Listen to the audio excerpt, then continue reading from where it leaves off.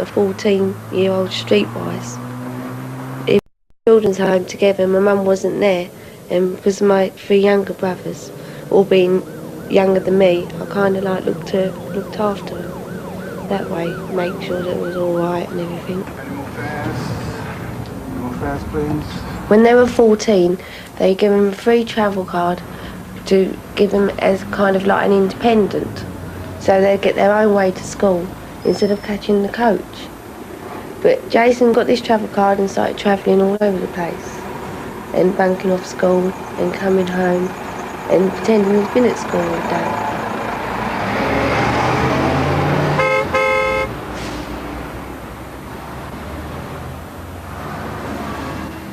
Some days after leaving home, Jason phoned his sister.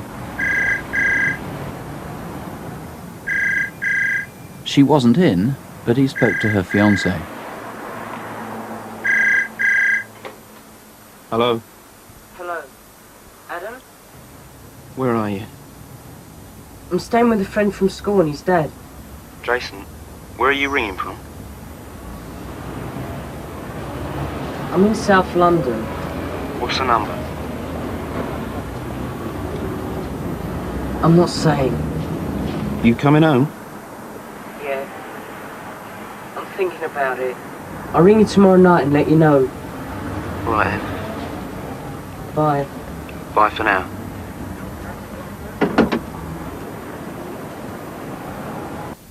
Dear Mum, I'm okay.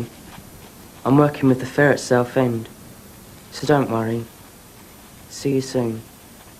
I'm going up north soon. Jason wrote twice, the first card postmarked Brighton, and then from Crawley, Sussex. Dear Mum, I haven't forgot you, so don't worry about me. I'm all right. I will come and see you in the next few months. Happy birthday, from Jason.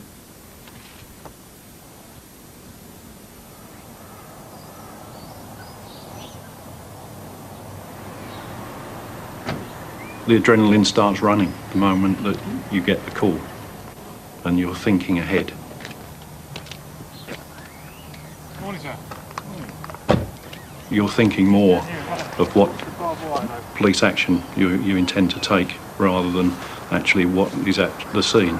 And it's only when you get to the scene that you get briefed and you see the body for yourself that you start having feelings. The body itself was found by a local out shooting.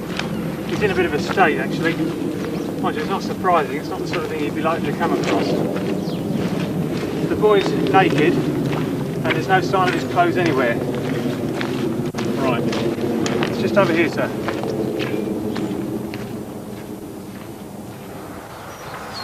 I've got sons, and one of them would have been about Jason's age, actually.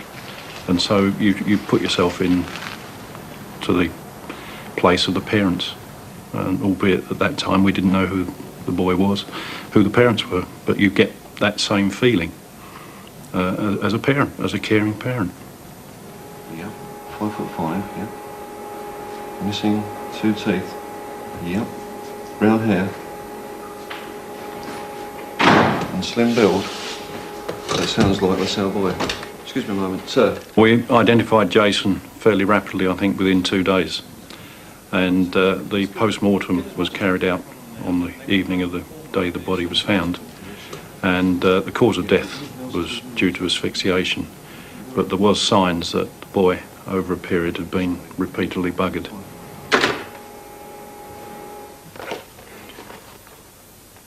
There would have been one taken at the start of the summer term. It really was, Yes. really was the saddest thing I could remember. Ah, yes. It had a terrific effect on the whole school. Here it is. That's Jason, at the end of the front row. Jason was a loving, innocent little boy who was in need of love and affection and help, who perceived certain people as friends and helpers and suffered for it. In fact, before Jason left home for the last time, there'd already been fears among his family and school friends that he'd started associating with a group of older men. A poster campaign by police was aimed at anyone who might have seen him in the months that he'd been missing. Nearly 2 weeks ago, a farmer in It's on Essex now. made a horrible discovery. The body of a boy, later identified as 14-year-old Jason Swift. Jason's whereabouts over the past We few managed to get the murder on Crime Watch incident desk within a few days of the body being found. And this helped us fill in the period immediately following Jason's disappearance. In fact, we found a person who had rented a caravan out to Jason for a couple of days at Camber Sands. But beyond that, there was very little to go on. Jason referred to a school friend in his phone call to his future brother-in-law, and that proved to be an adult homosexual that Jason had had a previous relationship with, who in fact looked after him for 2 or 3 days after he first went missing. Once we had inquired into that aspect and eliminated the person from our inquiries, there was very little else to go on. 15 miles away in London, and in the week before Jason's body was found, several parents had made reports to Hackney and Stoke Newington police of a man in an old Jaguar cruising the streets trying to entice children into his car. The number plate had been noted, but its owner wasn't registered, and so he wasn't found for several days. Morning, sir. Is this your car? Yes, it is. Why? Is there a problem? Can you tell me your name, please? Cook. Sidney Cook. Mr. Cook, does anybody else drive your car at all?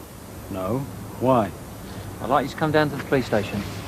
Don't worry about your car. My colleague will take care of it. Yes, but what have I got to go down the station for? Don't worry about it, sir. We just need to speak to you. Go on your vehicle. Sidney Cook was a local Hackney man who admitted to several offences of gross indecency, but he denied trying to abduct boys, and the case was never followed through. Cook became one of several dozen child molesters seen by detectives from the Jason Swift inquiry. He lived on the same estate as Jason and was a fairground worker, but that was wholly circumstantial evidence, and police could find no other stronger links. We were looking at literally hundreds of men from similar backgrounds. It just seemed that the more we looked, the more we found. And Sidney Cook was just one of many.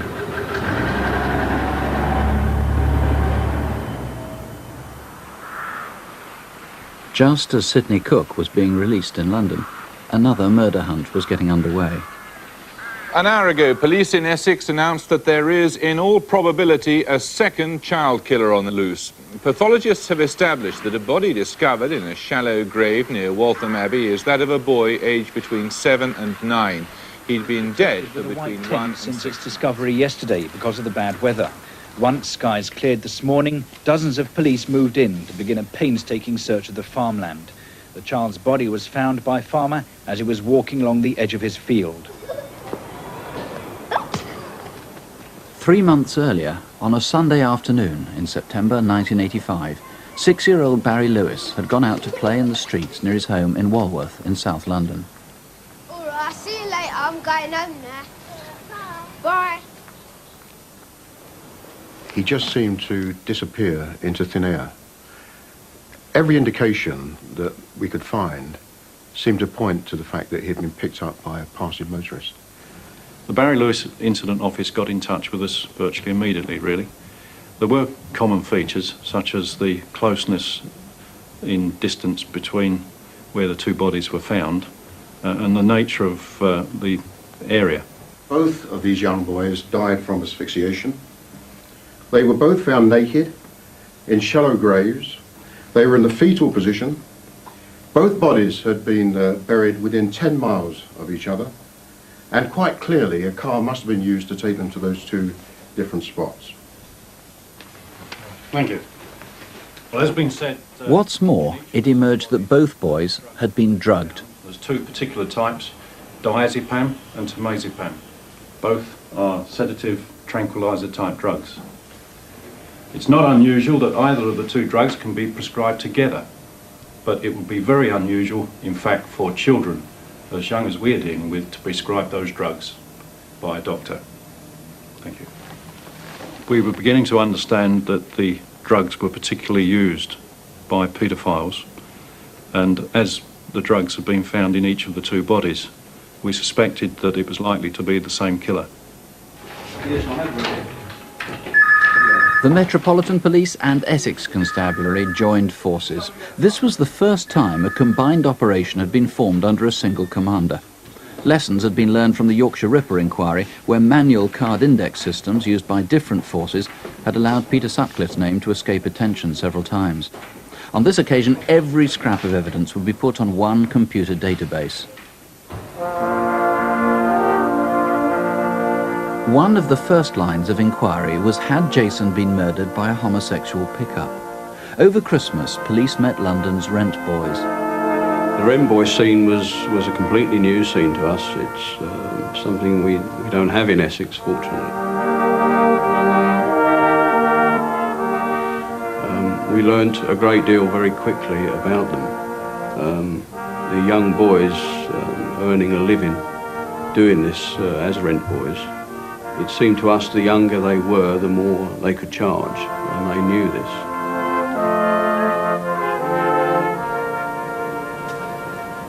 Surprisingly, very few of them were actually homosexual, and they were in it just for the money, and they obviously learned very quickly that they could earn a lot of money, and as I said, particularly the younger ones.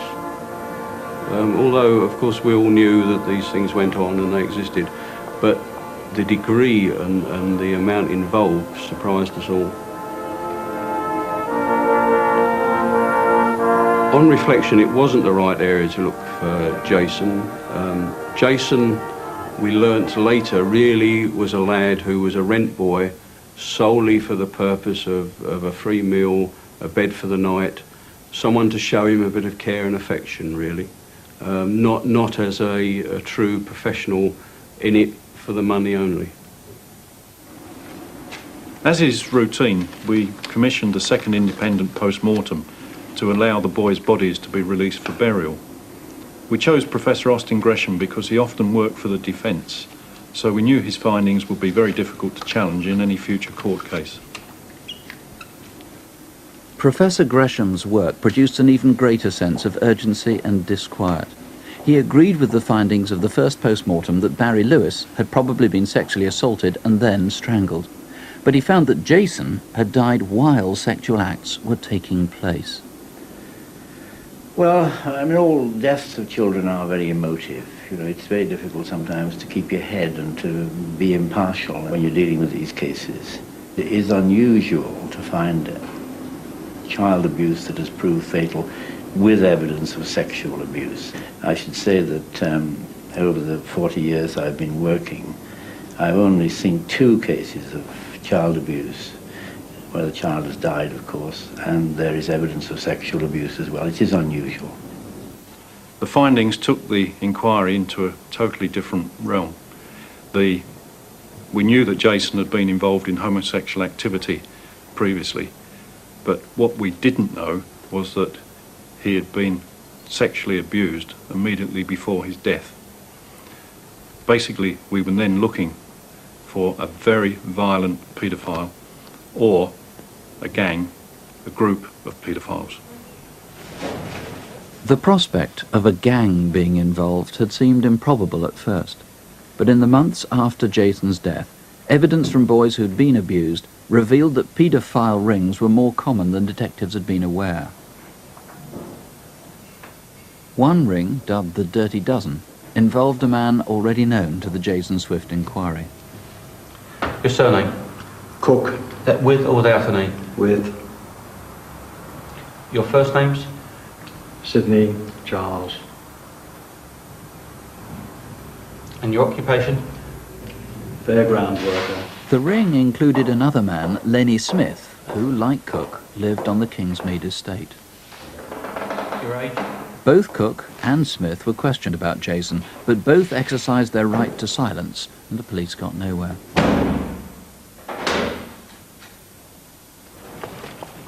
Then, a year later, another inquiry in London uncovered a catalogue of abuse by a group of men posing as babysitters. As the 1987 inquiry at Hackney unfolded, it became apparent that there probably were connections, and if you like, I became obsessed with the fact that we should find out about these connections and uncover them. We made the decision to ask all the suspects about the Swift inquiry, the Swift murder, and about Jason Swift in general, and that's really how we broke ground on the inquiry. One of these routine interviews was with yet another man living on the Kingsmead estate, Robert Oliver. Hello, Robert. I'm Detective Inspector Bob Brown, and this officer is Detective Constable Stuart Foray. You have been arrested in connection with allegations of indecency on young boys. I would like to ask you some questions about those matters. Will you speak to me? Yeah. What about Jason Swift? Will you talk to me about him?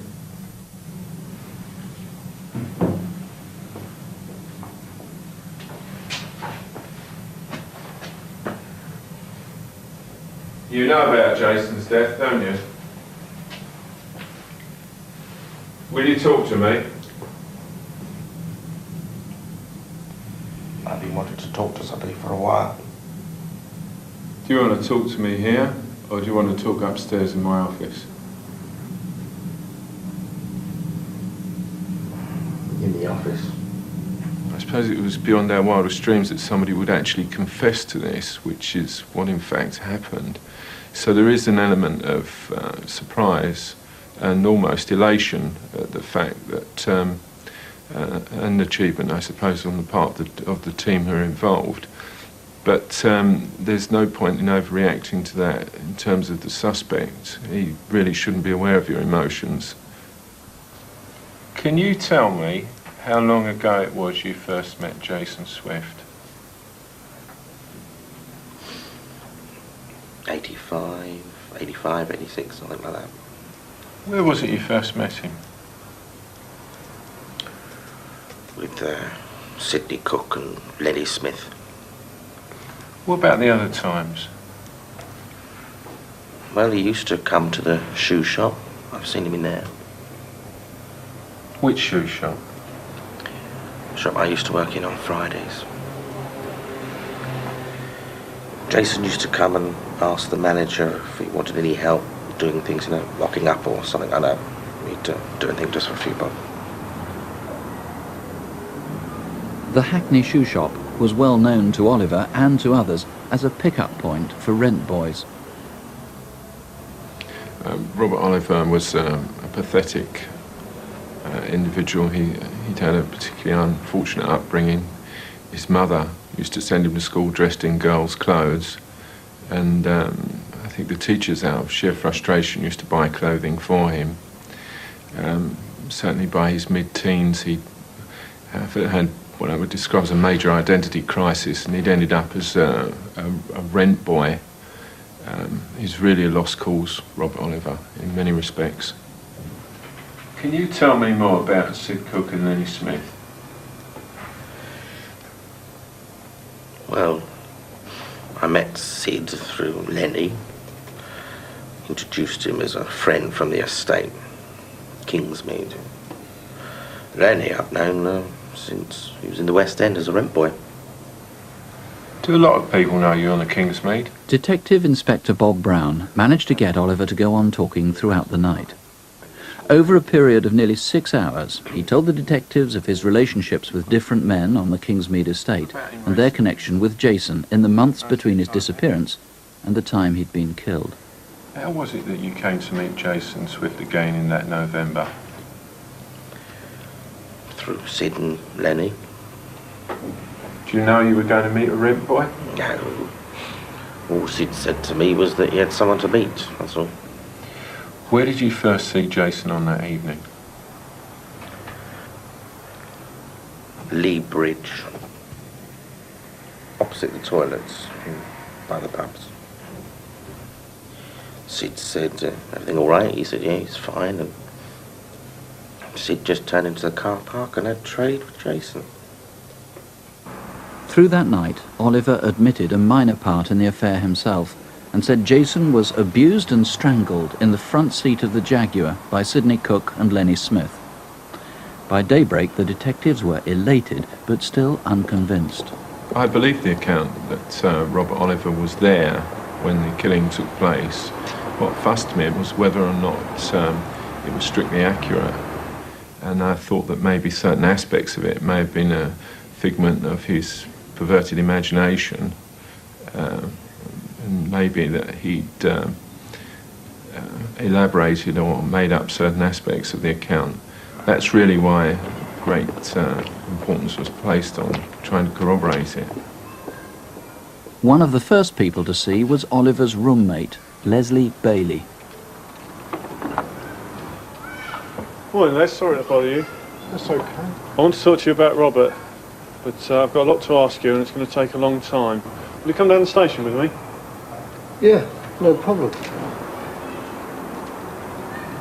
We thought that Leslie might be a useful witness, and on speaking to him I realised that he was bottling something up. I wanted to give him the opportunity to get that out, but I never realised that he would tell us the things he did. Where were you living in 85, Les? I was on the Kingsmead with a friend, Stephen Barrell.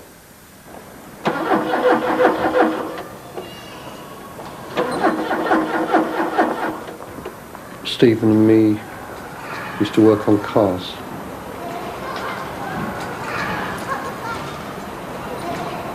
Robert Oliver lived there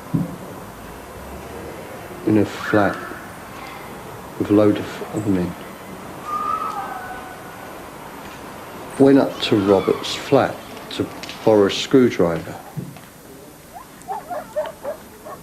And as I was leaving, I popped my head round the corner and looked into the living room. There was a boy on the settee, lying face up.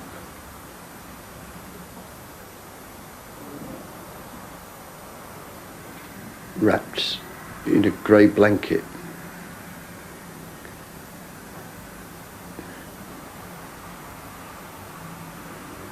His face was white.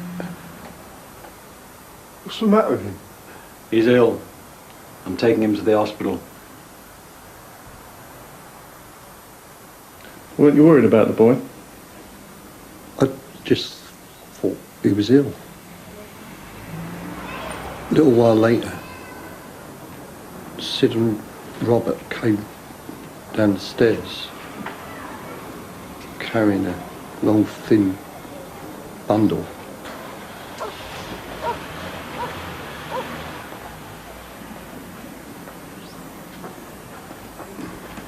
The back door of the Jag was already open. I stopped working and watched them. Where exactly was Sid's car parked? If you take me out there, I'll show you.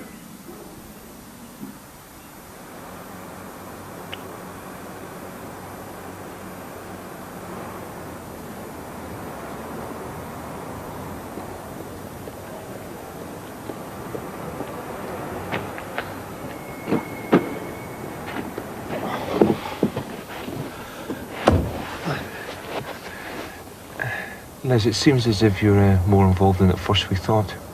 I've just been to where you said you were working on the car, and you couldn't possibly have seen what you said you saw. I think we'd better have a chat, don't you? Is there much more to tell, Les? I knocked on the door. Someone answered the door. Who invited you in? Sid, he asked me to go into the bedroom. There were other men there, and Jason. Where was Jason? On the bed. I held his wrist. He went white. Tear ran down his face.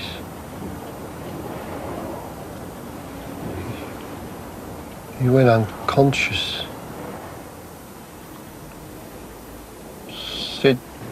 Said they were gonna take him to hospital. He made me go with him. Where?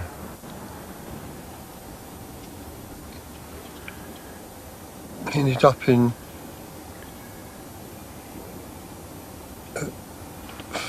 field. Sid drove the Jag. Who took the body down to the Jag? Me, Sid, and Robert. Liz, I'm arresting you for the murder of Jason Swift. You're not obliged to say anything unless you want to, but what you say may be given evidence. Do you understand?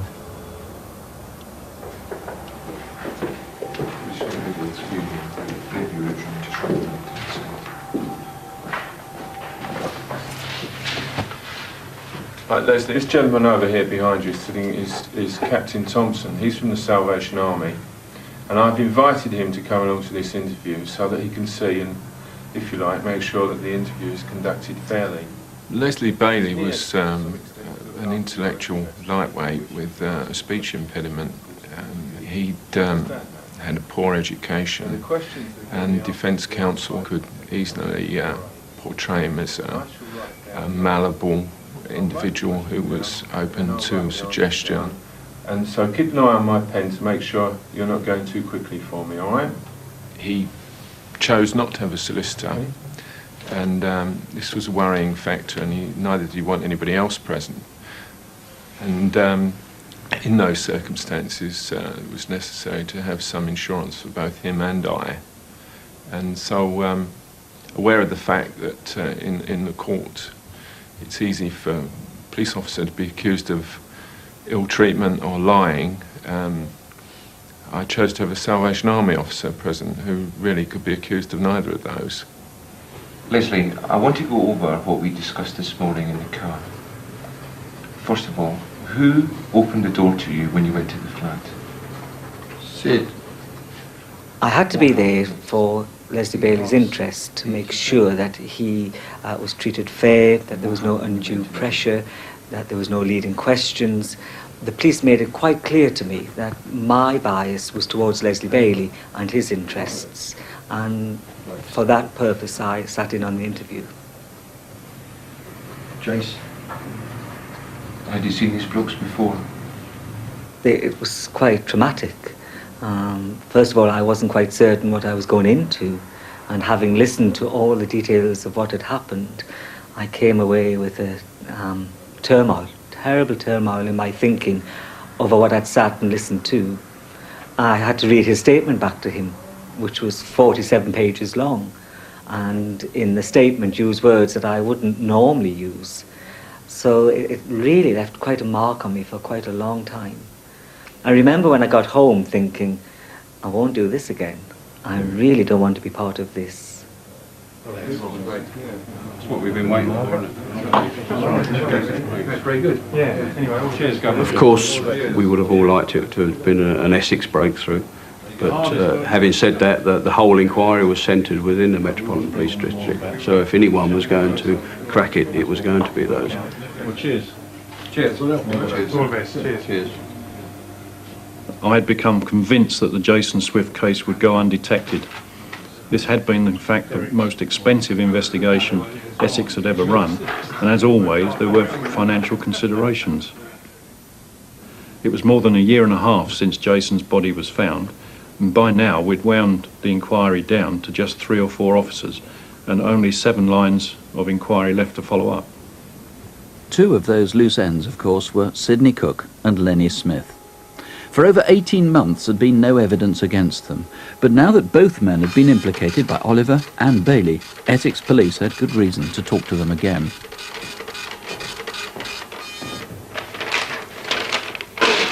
Finding Cook was easy.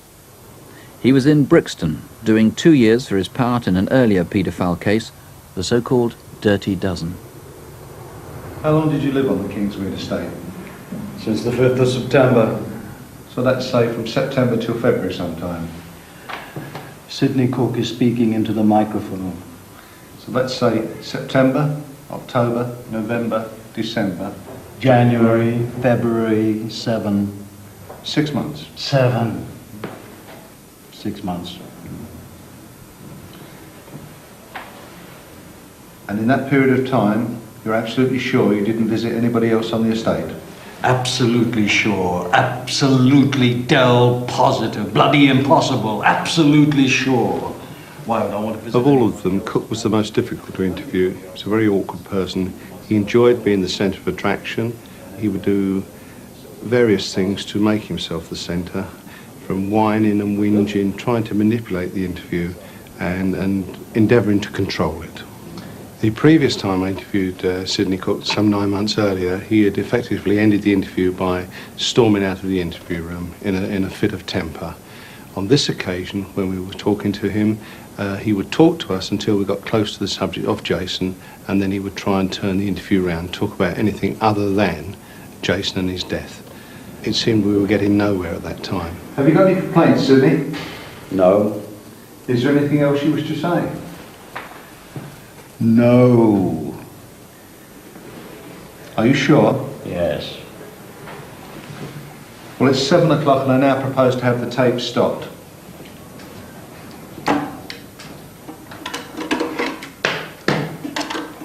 But remember, Sidney, we'll be back tomorrow. I've got other questions to put to you, but we haven't discussed what other people have spoken about, have we? No, sir.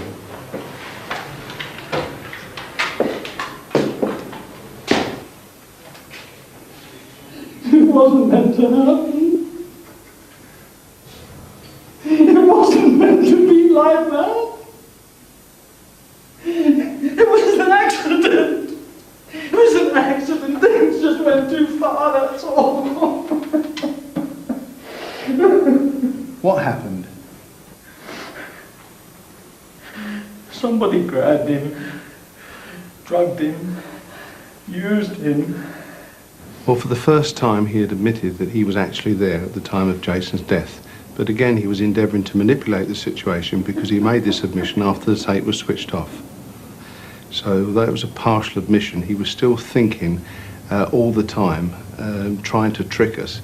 But in admitting he was there, he confirmed my suspicions that we had the right man, the leader, the person responsible for the death of Jason Swift. There were 6 of us. Lenny, Robert, 3 others, and me. Who? I don't know.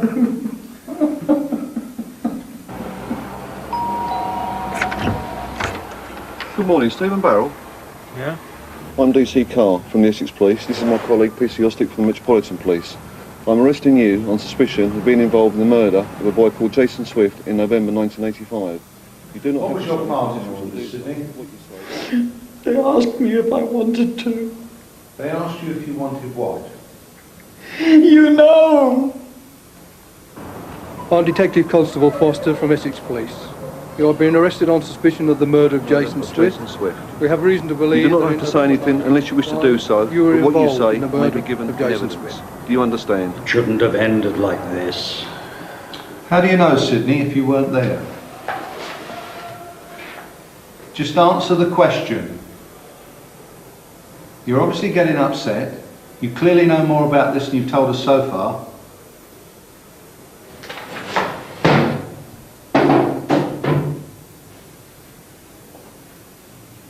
At one particular stage, Cook lay on the floor and demonstrated to us how Jason was held down by the various gang members and how they performed certain sexual acts upon him. In my mind, Cook, again, was reliving the incident. He seemed to be enjoying it, and as before, he was trying to take over the interview. As wicked and perverse as it was, although he was telling us what happened, as I say, in my mind, I was absolutely sure he was enjoying what he was doing then and there in the interview room. Sydney, you have told us about a most horrific assault on a frail young boy by, you say, 6 men, some of whom are known to you, and you know their sexual history. What I want to know is were you a willing participant in this crime, and I would like a truthful answer. I told you, sir, it wasn't meant to be like that. In order to have Cook in prison as long as possible, he wasn't charged until 6 days later. He completed his sentence at Brixton. Sydney Cook, I'm Detective Constable Heard from Essex Police, and I'm arresting you for the murder of Jason Swift on or before the 30th of November 1985. I'm not obliged to say anything unless you wish to do so. What you say may be given in evidence.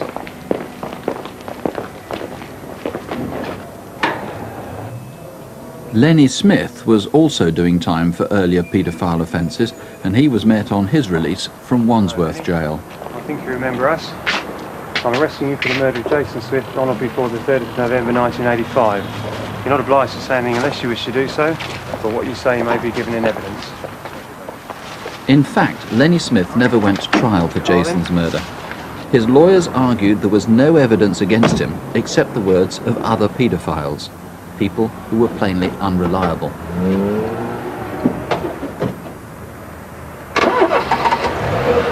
One of the problems that you face in these circumstances are that the people from whom the evidence is likely to come are invariably low-grade witnesses. You would scarcely get somebody of the calibre of Caesar's wife coming forward and giving evidence. I'm quite convinced that there were suspects who slipped through the net, who never reached court or were not convicted, and that probably has meant that the inquiry has an incomplete side to it. 4 of Jason's killers were convicted, but for lesser crimes than murder. No one could prove which of them actually caused his death. But they were sentenced to over 60 years between them. Sydney Cook got longest. 1 word from you, said the judge, could have stopped the agony of Jason Swift. These are the men who murdered Jason Swift. But did they also murder Barry Lewis, and maybe other children too? Detectives hadn't given up hope of proving their suspicions, but they couldn't have dreamt of how dramatic new evidence would be. Next week in Crime Watch File, the investigation continues as another Crime Watch case is followed through.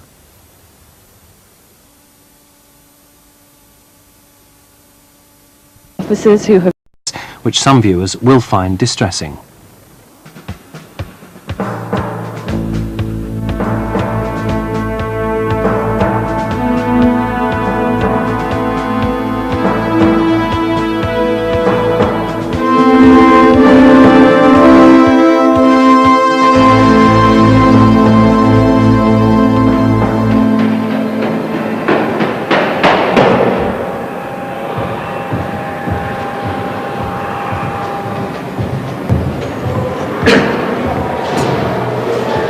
Gav. What is it now, Gab? I've got to tell someone. Look, I wrote it all down. Jesus, is this straight up? I know, it's unbelievable. I swear it's true. Last week, Crime Watch File reported back to Crime Watch viewers on the murder of Jason Swift. The inquiry revealed a secretive underworld of child abuse and resulted in the conviction of several men who were operating a paedophile ring centred on northeast London. That seemed to be the end of a deeply unpleasant episode. But it was just the start. One of Jason's killers confided in a cellmate in Wandsworth Prison. The cellmate was so sickened he told prison staff, and the subsequent investigation was to become one of the most complex ever undertaken. It eventually resolved the murders of 2 other boys, whose deaths had remained unexplained despite Crime Watch appeals.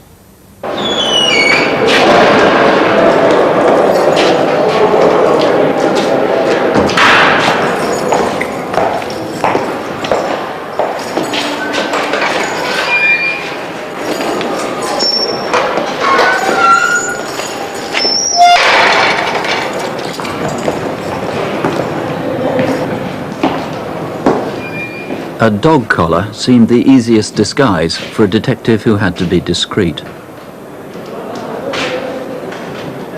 Hello, Ian. I understand you've asked to speak to a police officer. I'm Bob Brown, DI. You don't look like a copper. You've been sharing a cell with Leslie Bailey. What's he said that's upset you? The man is disgusting. He's bloody disgusting. It's little boys he's talking about. Little boys.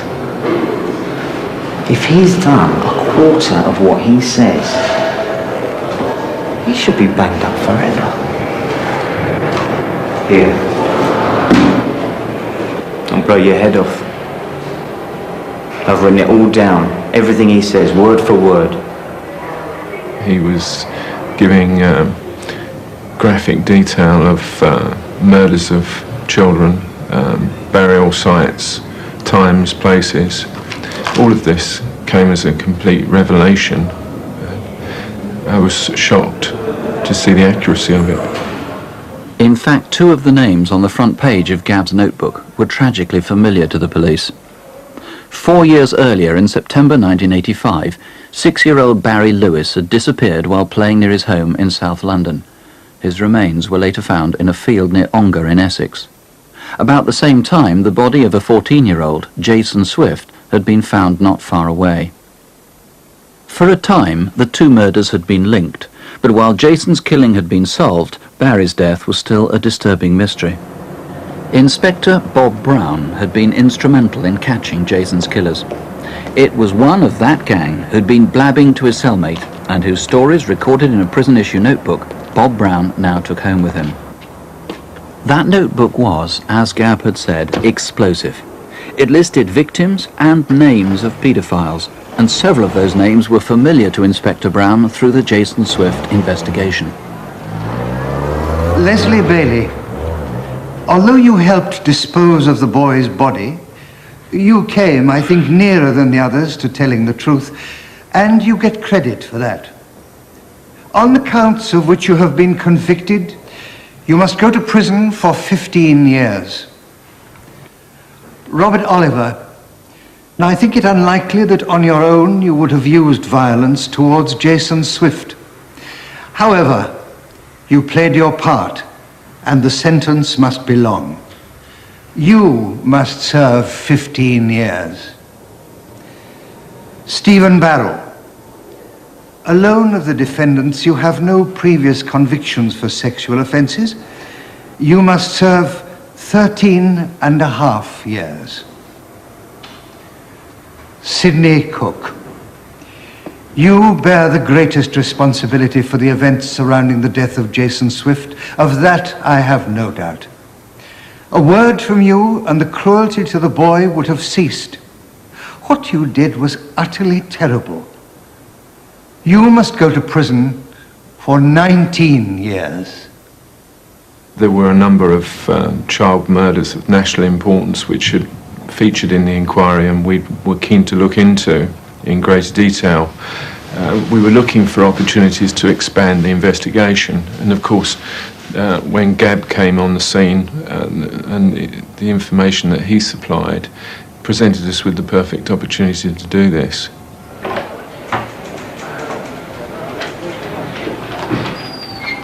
What do you think, sir? At first sight, I've got to say I find it totally inconceivable. What do you make of this man, Gabb? As far as the content's concerned, it seems very accurate, and I'm very familiar with the names that he's mentioning. Certainly your old mate Bailey. My first reaction was astonishment. We had a man who was locked up in prison, serving a long sentence for rape himself, who was prepared to give evidence against a fellow inmate. Right, now you've all read Gab's notebook and you all know what he's saying. What we've got to do now is to find out whether there's any truth in what he says. The team had to be small because we wanted to keep it confidential. That was important because the allegation was that 20 boys had been killed. There are a lot of parents who have children missing and we didn't want to cause them any unnecessary anguish without evidence that their children were involved. I picked Bob Brown, of course, because he knew all of the characters from the Jason Swift inquiry, as did Neil Bowden. And you report back on the progress you make from that research. Dick Langley had been working in the Scene Publications branch, where he'd specialised in child pornography, and he'd learned a lot about how paedophiles worked. We're going to play it. It's a horrifying thought, so what I want you to do is go out and prove it's a load of nonsense. Prison informants must be handled carefully, if only for their own protection. Detectives named the operation Orchid. You understand we've been looking into what was written in the notebooks, and in the meantime you're going to get a new cellmate. I didn't mean to with Bailey. He's winding me up something rotten. I just couldn't listen to him anymore. But what's important now is that you're able to cope next time. Just try and write down as accurately as you can what he tells you. Don't try and get him to confess. Okay. It was important that we never allowed him to ask leading questions. We couldn't suggest questions to him to ask of the fellow inmates. It had to come from them, otherwise the evidence would have been inadmissible. I was still very sceptical about the whole thing, but we decided to take it one more step by letting Gab share with another of Jason's killers.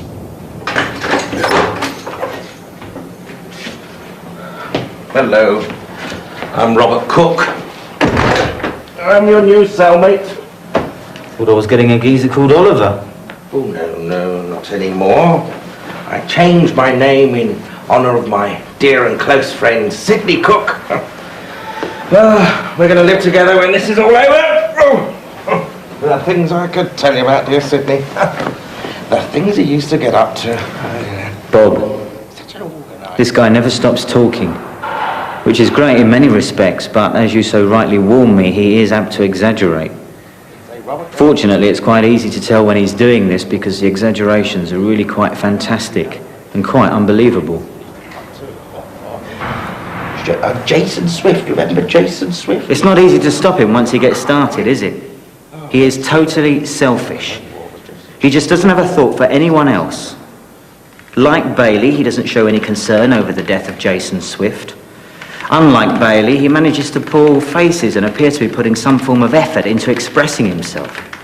Even so, the expressions contain no remorse, no sympathy, no pain, no concern. Well, we had to devise a system where Gab could get letters out to us without going through the approved channels, because we didn't want people knowing what he was doing inside the prison. Another one for you there, Lol.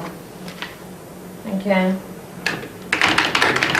He was a rapist himself, accused of sex crimes, and yet he seemed to think that his crimes were natural when compared with the activities of the paedophiles, which I think genuinely disgusted him. And therefore that was his reason, I think, for helping us in the way he was. Sometimes I get angry. Sometimes I find it almost impossible to believe what I'm hearing. What's difficult to come to terms with is that Robert shows no remorse. When he talks about all the other sex acts committed by himself and his friends, he's so matter-of-fact.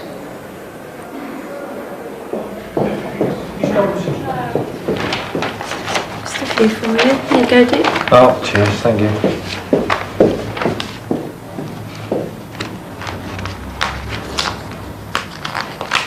Bob Brown, the detective inspector, got moved to the flying squad. I'd been introduced to Ian Gab in prison to build up some trust between the two of us, and when Bob moved, I took over as his handler.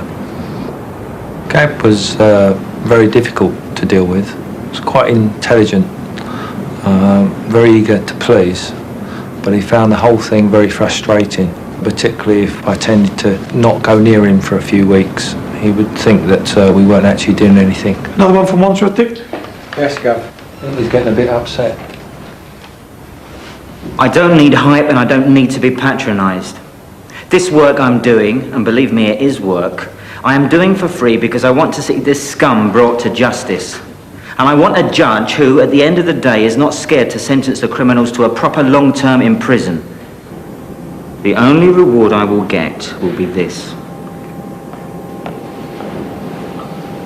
It's getting too risky. I think we're going to have to move him. Okay, he's been in with Oliver, what, 2 months? Are there any advantages in hanging on in there? Well, although Oliver's talking all the time, the quality of the intelligence coming from him is not as good as Bailey's. And I think that Gab's likely to blow it and hit him. Gab had problems inside the prisons, obviously with association with the prisoners we were asking him to share cells with. And at certain times things just got too much for Gab, and we in fact had to cool things down and remove him from the situation to release pressures on him. Ian Gabb may have been frustrated by the apparent lack of progress, but the Orchid team was slowly growing as his secret correspondence helped to build a case.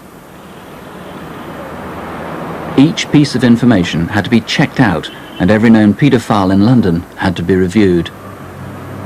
One name kept coming up again and again, time after time, and that was the name of Lenny Smith. He'd been strongly implicated in the case of Jason Swift. However, charges at that time had been dropped against him. It was decided that it would be best to invest time in surveillance with regard to Lenny Smith, and in fact this surveillance paid off. 269 from 17. Yeah, go. I'm in the TK, I've got Eyeball, he's in the park on his bike, he's towards the toilets. Yeah, roger, thank you, stand by.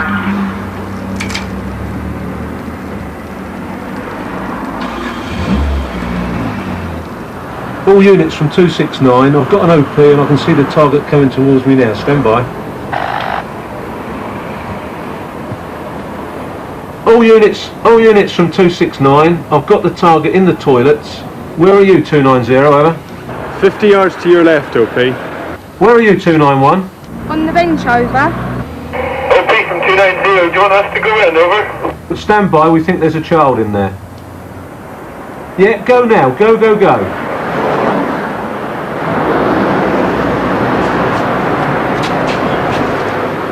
The child was badly scared, but physically uninjured.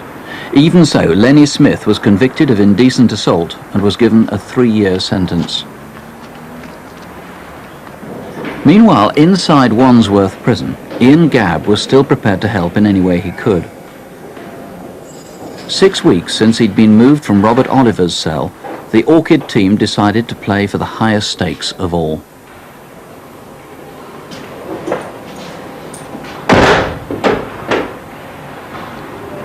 What you did was truly terrible.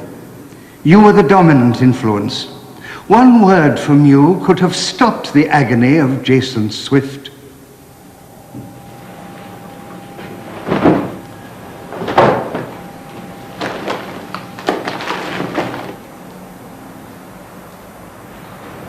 Dear Richard, I moved in with Sidney Cook yesterday afternoon.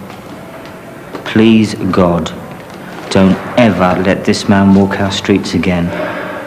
He continually talks about sex with children. It's really sickening. I can tell you that there are probably 25 to 30 dead children buried out there. Cook has already admitted to me that he's seen about 15 killed. He boasts of this figure. All that I write is the truth.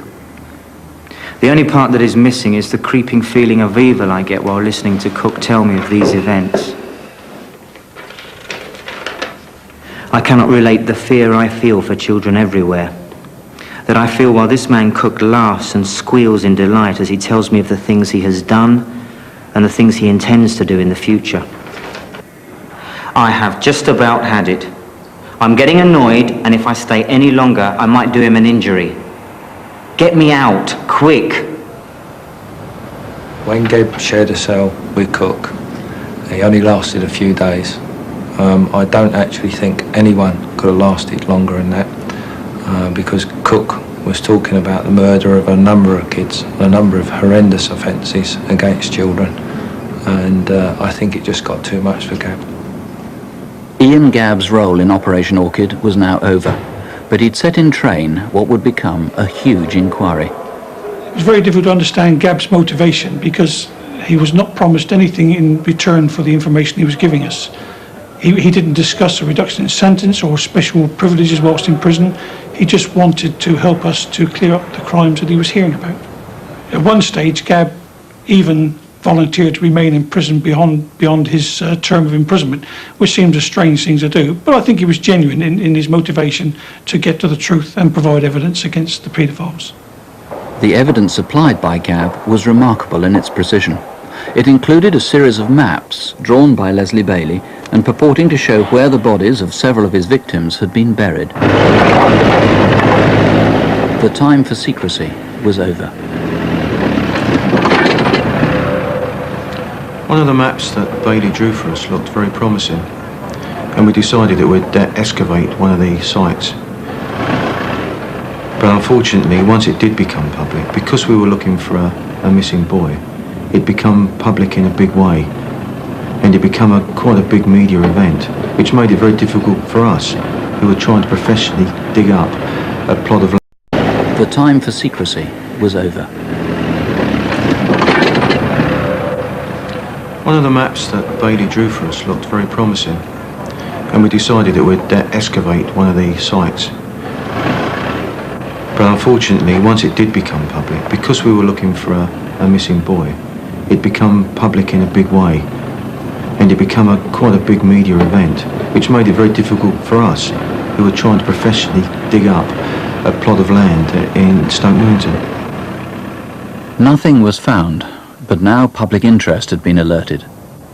The police published a telephone hotline number in an attempt to get confidential information from youngsters who'd been working as rent boys. I saw the telephone number on TV tonight. My son's been gone 4 years. He was 12. Perhaps he'll ring you. Please let me know. If you find my son, please tell him he can come home. We miss him. Tell him we're sorry. It was heartbreaking. Instead of actually getting calls from rent boys, we were in fact continuously getting phone calls from mothers and fathers of missing boys, lost boys. Boys that have been gone for some number of years that they hadn't seen. We got so many phone calls that during the night time I had to bring officers in to change the answer phone. The phone rang continuously for over 24 hours. Please, if my boy rings you, please tell us, or if you find him. We don't know what's happened to him. We don't know where he is. We didn't realise that there were that many missing boys.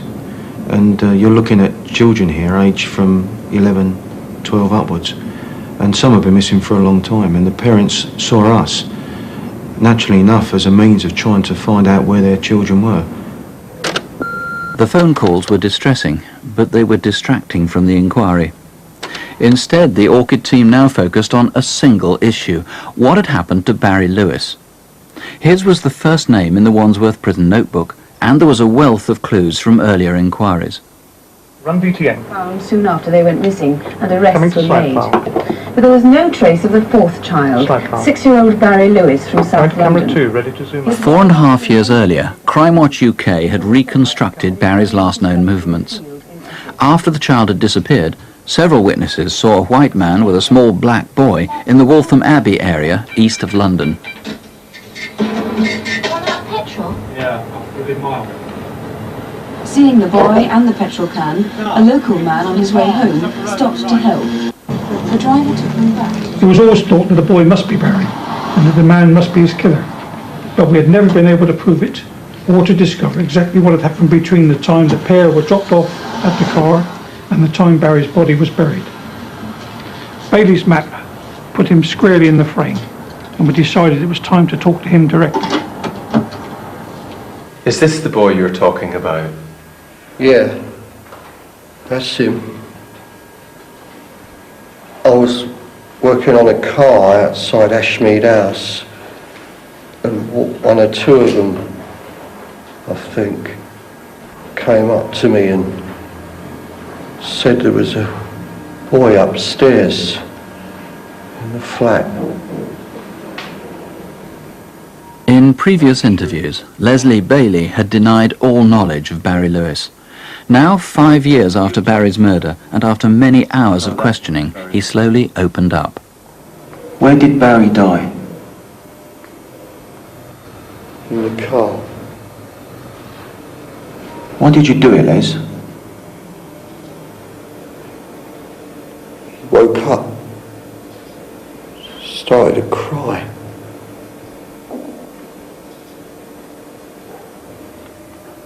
Les, show me on Gary Lyons how you did it.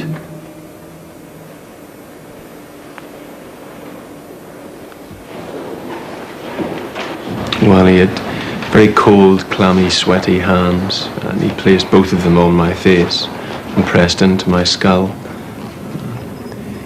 It was quite a frightening moment, in the sense that I felt when he put his hands on my face to indicate how he'd killed him, that the last time he'd put his hands on somebody's face, he had actually killed them. In my profession as a police officer, we're in the business of obtaining confessions from people. But I could honestly say I don't really know if I'd ever want to hear another confession again if it was in those circumstances. Some facts about the case, notably the pathologist's report on Barry's body, had been kept secret, even from the interviewing team. Only the murderer could have known several of the details that Leslie Bailey was describing. Members of the public do from time to time confess wrongly to crimes, and if they don't know the vital clue, then they can be eliminated from the inquiry. The method of Barry Lewis's death, how he met his death, was confidential to me and to the officer who had previously investigated his disappearance, and none of the inquiry team knew. And that was a safeguard for them and in Bailey's case, so that we could be sure that he was the killer. Bailey was taken out of prison to retrace the fateful journey he'd described. They said there was going to be a party. What kind of party, Les? A gangbang. Who was there? I knew 7 or 8 of them. But there were more. Where was Barry?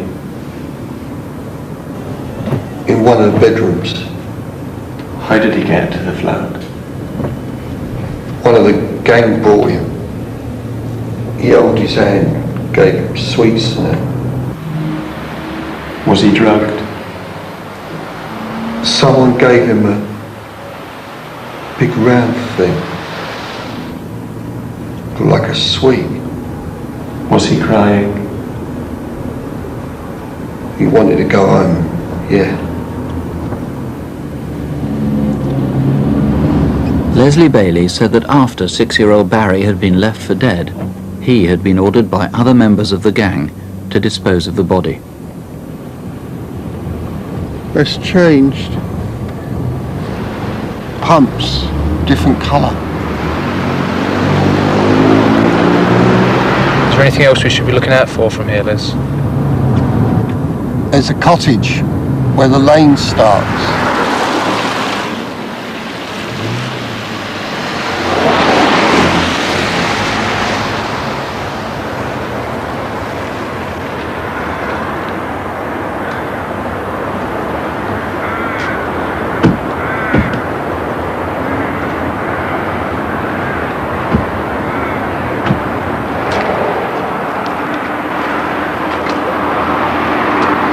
This is the place.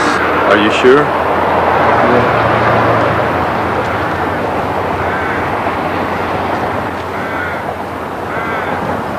When he took us back to the field, he went immediately to the spot.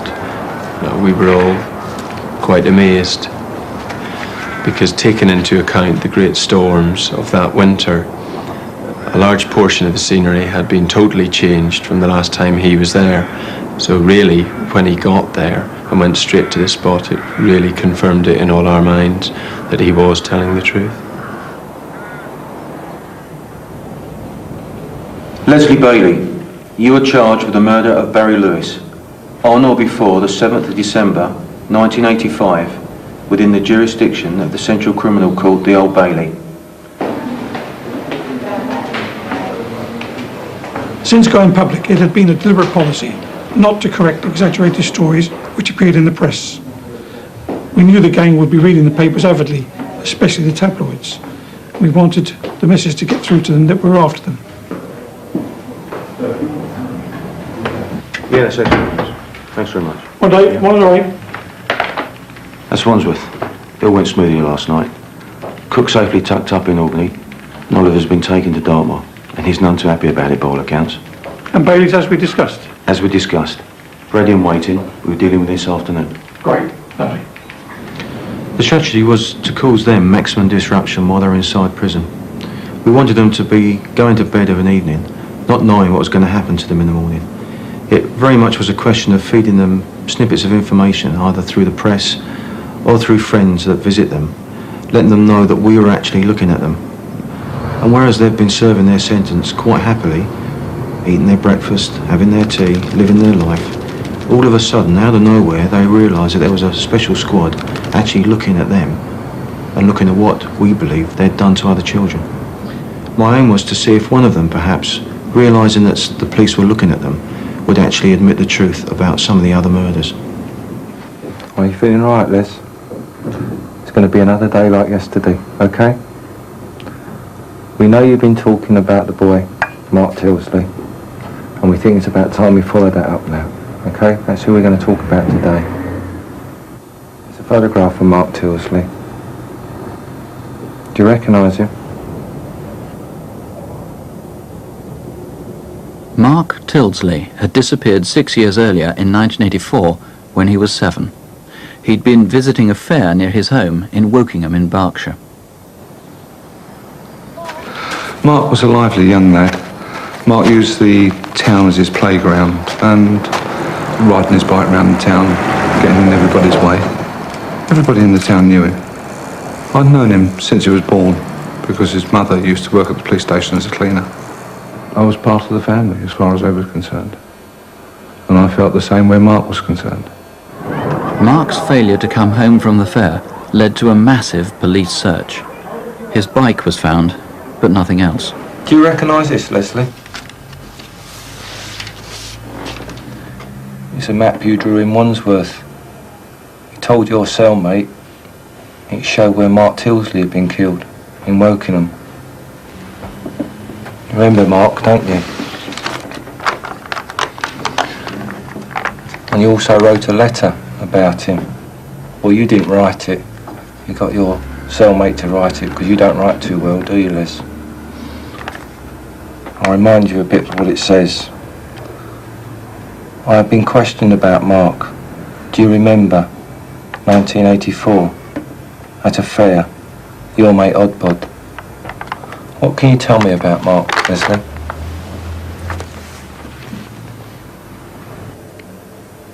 Lenny asked me to drive him there.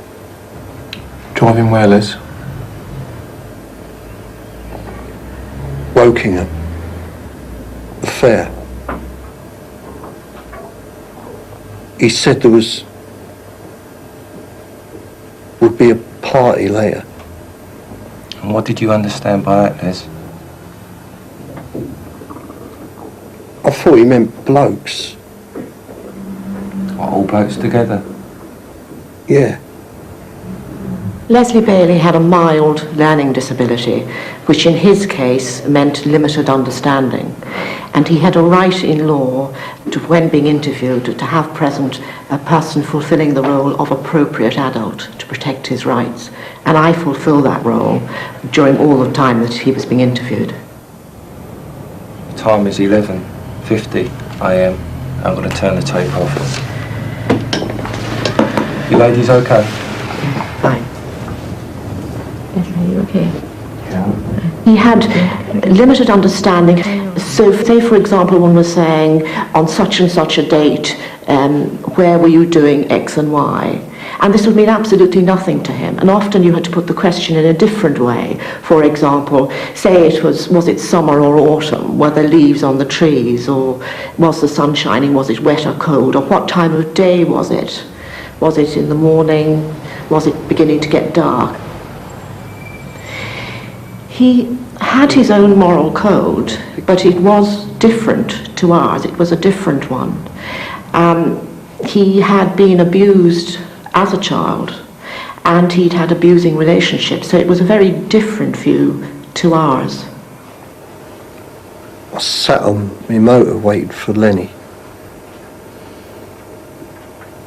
He came with another man. They had a young boy with them. Who was the other man, Les? Well, I didn't know then, till they got to the car. Then Lenny told me it was Sid. The other man's name was Sid. The young boy, was he just walking freely? No, he was sort of dragging back, like holding back. You mean like tugging on the man's arm? No.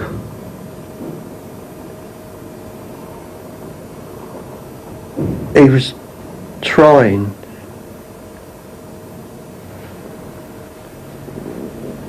Take your time, Les.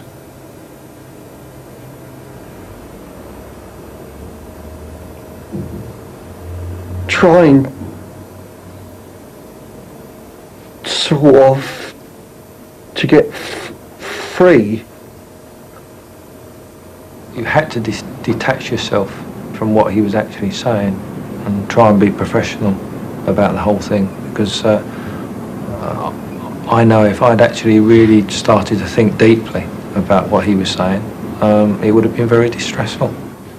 I have nothing but admiration for the inquiry team.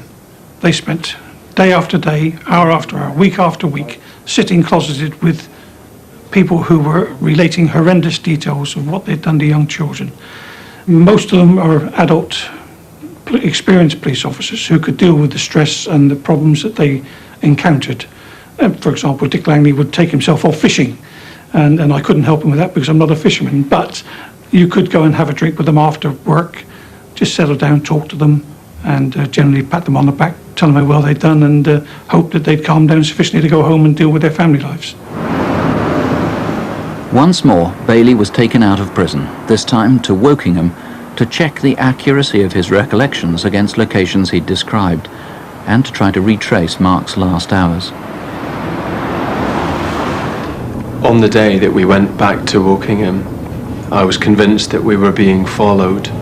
We were all aware at that time that there was much media speculation as to what was actually happening during the conduct of the investigation, and that some of the newspapers were starting to link the inquiries into Jason Swift with the Mark Tilsley case. We were obviously concerned that the investigation did not become a media circus. This would not have helped the investigation and would certainly not have helped Mark's family.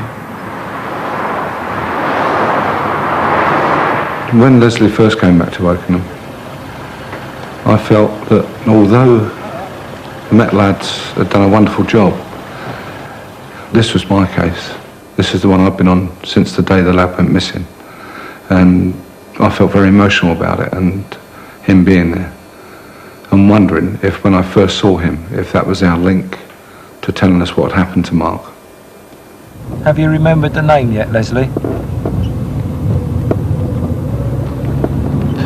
OK, Gary, go round again.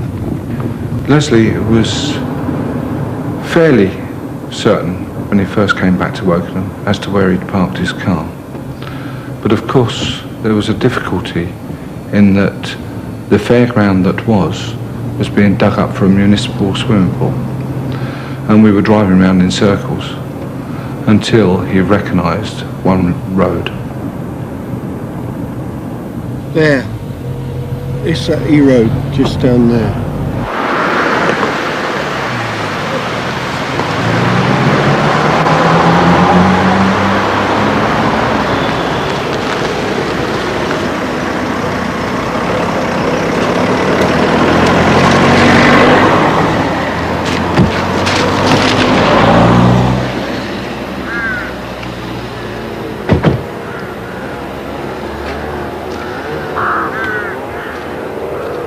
We walked into the field together and he pinpointed exactly where Sidney Cook had parked his caravan, which way it had been facing, how close to the fence it was.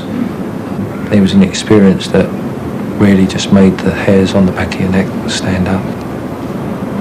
He was there again with the boy at the time that boy was killed. Leslie went into the middle of the field with one of the Met officers, and you could see Leslie visibly shake and change. And then I knew that we had somebody who knew what had happened to Mark and was probably there when he died. It wouldn't have taken a lot for me then, I don't think, to have burst into tears.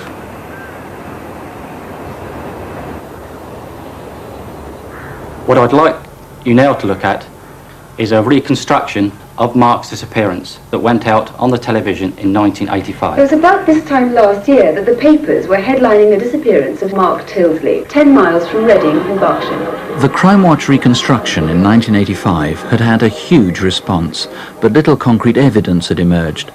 Now, 6 years later, Thames Valley officers reviewed the tape in partnership with the Metropolitan Police. Operation Orchid was now a large, combined inquiry. It's never an easy thing to run a joint operation for simple reasons, silly reasons really. Things like interforce jealousy can prevent a joint operation from working correctly. But we felt that from the start we had to make a statement. So Mick Short and myself decided that we would pull every bit of information, that nothing was kept from the inquiry teams, so that really, instead of being two forces investigating one murder, it was one force investigating several murders, and I think we maintained that cooperation until the end. One man became central to the inquiry, a fairground worker whom several people, as well as Bailey, had placed in Wokingham on the day Mark had disappeared. But he'd had an alibi. Sidney Cook said that he'd been working at another fair near Henley on the day. Now, with witnesses from Wokingham, his story began to crumble. It's number 4. Cook must have made a deep impression. Sidney Cook said that he'd been working at another fair near Henley on the day. Now, with witnesses from Wokingham, his story began to crumble. It's number 4. Cook must have made a deep impression. It was more than 7 years since Mark had been abducted. It's 4.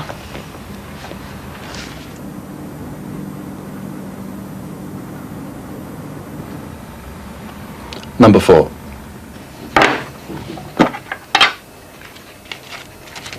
I think you said there was a devil in you that you couldn't control. There's a devil in all of us. And you said that 90% of the time you could control it. Yeah. There's a devil in you.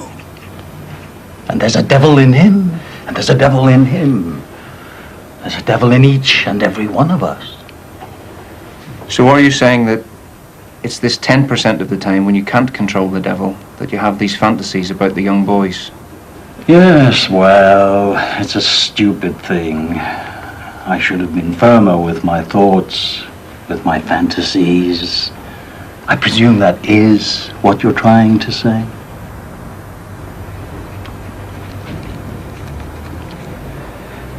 Just plain, stupid mistakes. Well, most of the time Cook had refused point blank to say anything about the deaths of Barry Lewis or Mark Tilsley. And apart from the Jason Swift interviews, this was probably the closest we'd come to him telling us anything about the abuse of young children. By now, Sidney Cook was so deeply implicated in the murders of Barry Lewis and Mark Tilsley, police were confident they'd be able to press charges even without a confession. Meanwhile, the man who had confessed was tried and found guilty of murdering Barry and was charged with the manslaughter of Mark. But ironically, Bailey's admissions led to appeals by his co-defendants in the Jason Swift case. I believe the original trial judge would not have dealt so severely with you had he known of the full activities of Leslie Bailey and the full responsibility he bore in this matter. Sidney Cook, we quash the sentence of 19 years and substitute it with one of 16 years. Stephen Barrell. The sentence of 13.5 years is too severe. We substitute for it 10 years imprisonment. Robert Oliver, now known also as Robert Cook, we see no reason to disturb the careful decision of the judge. Your appeal is dismissed. When the blame was laid fairly and squarely at Bailey's door, I find it offensive when Bailey was just the minnow and the sharks had their sentences reduced. In fact, worse was to come for the detectives. For months, the Orchid team had been waiting for a decision from the Crown Prosecution Service on what charges would be brought against Sidney Cook or Lenny Smith for the killings of Barry Lewis and Mark Tilsley. There'd be no more action taken against anybody. They'd made their minds up before I even got there. They just wouldn't listen to anything I had to say. I was very depressed. I had a tremendous fight to get Bailey to court on the Barry Lewis murder. And yet afterwards we seemed forever to be supplying the CPS with what they wanted, and prosecution counsel, witnesses to the others, and yet to no avail. It seemed to me that whatever we did, we were never going to get anybody else to court, and it was very depressing. Lenny Smith was serving his 3 years for the indecent assault on the boy in the public lavatory. He refused to cooperate with Operation Orchid. A number of witnesses linked him to Barry Lewis and Mark Tilsley, but again, the CPS felt it was not enough. Some of their arguments were on the basis that the people that we had got who were witnesses were not credible witnesses because they were criminals and paedophiles themselves. Well, I'm very sorry, but if you're dealing with paedophiles, the only persons who can give evidence against them are victims, in our case, who were mostly dead, or fellow paedophiles who witnessed and took part in some of the activities. We're not talking about stealing a bar of chocolate from Woolworths. We're talking about the violation and killing of young boys. Obviously, if there is no evidence against a person, we can understand that there should be no charges against that person. But we weren't arguing that there wasn't evidence. There was evidence, and some credible evidence, which is what a trial should be based on. It's just that they didn't believe that they would result in a conviction. Bailey alone stood trial for Mark Tilsley's killing. Leslie Bailey has acknowledged that on the 1st of June 1984, he agreed to drive a man he knew, a man called Lenny Smith, to Wokingham. And that on the journey down, Smith told him that a man called Sidney Cook had arranged a homosexual party in his caravan that evening. Sidney Cook dragged Mark Tilsley to his car and gave directions to his caravan in Evandon's Lane. There, the boy was drugged and undressed. The men all took their clothes off, and one after another, beginning with Cook and ending with Lenny Smith, they buggered Mark Tilsley.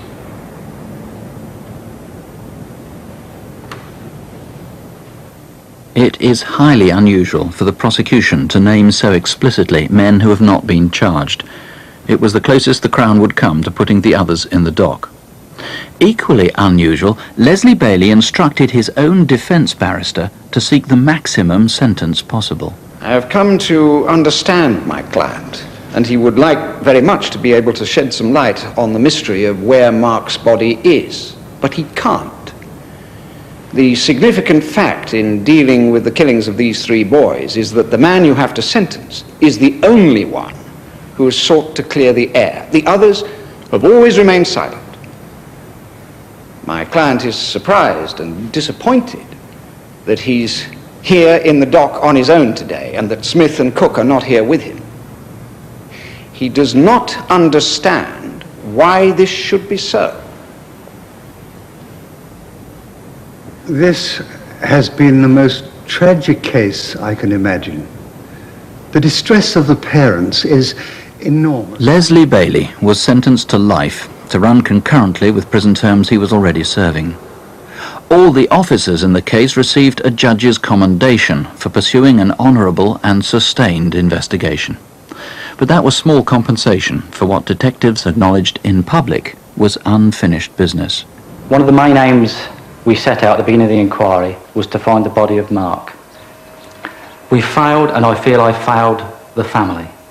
Mrs. Tildesley will never give up her search for Mark until that body is found. I've told her that I'm certain Mark is dead. A man has pleaded guilty to the killing. But nevertheless, she still has that hope, and that hope will continue. As far as Leslie Bailey is concerned, I don't believe he is the most wicked of the people that killed Mark. In fact, in many respects, he was the least guilty. The other men, I believe, are evil, and I'm certain they will come out of prison. And when they come out, I'm convinced they will kill again. You feel for Mrs. Tildesley. You feel for other mums, dads that don't even know what's happened to their children. And you know there are evil people. And I believe, certainly in 2 cases, there was ample evidence to put those people before the court.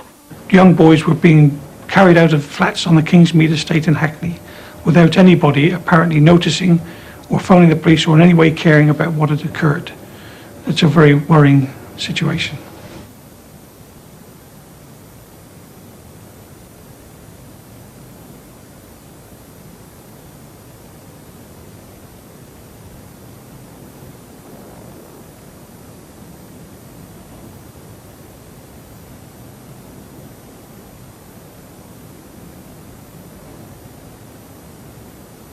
Out of all the inquiries I've ever been on, and I've been a police officer for nearly 26 years, it's the one that still comes back to me time and time again.